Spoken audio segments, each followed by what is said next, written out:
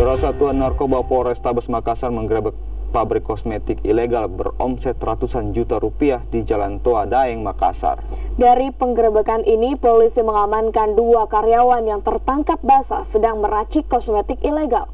Dari dalam rumah kontrakan yang dijadikan pabrik ini juga didapati ribuan botol serta bahan baku pembuatan kosmetik ilegal.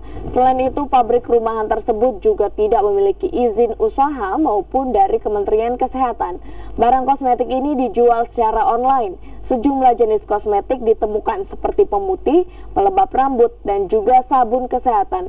Kedua karyawan yang meracik kosmetik ini juga tidak memiliki keahlian dalam mengolah bahan kosmetik dan hanya mengisi sesuai takaran botol kosmetik tersebut.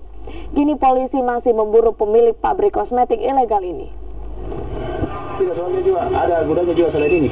Iya, ada cuma ini. Cuma ini. Yang pemiliknya siapa di sini? Siapa namanya pemilik di sini? Nana. Nana, bisa seram. Nana. Iya. Di mana tinggal Nana? Di Polman. Ya? Di Polman. Polman. Iya. Oh, keluarganya atau apanya? Keluarganya? Karyawan. Karyawan. Sudah lama berapa lama kerja di sini?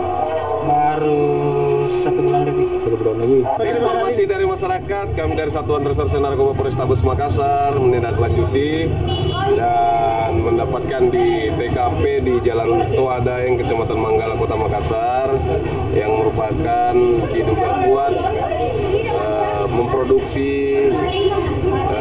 kosmetik ilegal ataupun tanpa izin resmi dari pemerintah, yaitu dari Balai POM. Kami nanti akan meneliti lebih lanjut dan melakukan pemeriksaan. Itu aja sementara. Untuk jumlahnya juga kami belum hitung. Pastinya yang jelas ada kami amankan 2 orang pekerja dan mencari TKP lainnya yang diduga kuat sebagai tempat penyimpanan lain.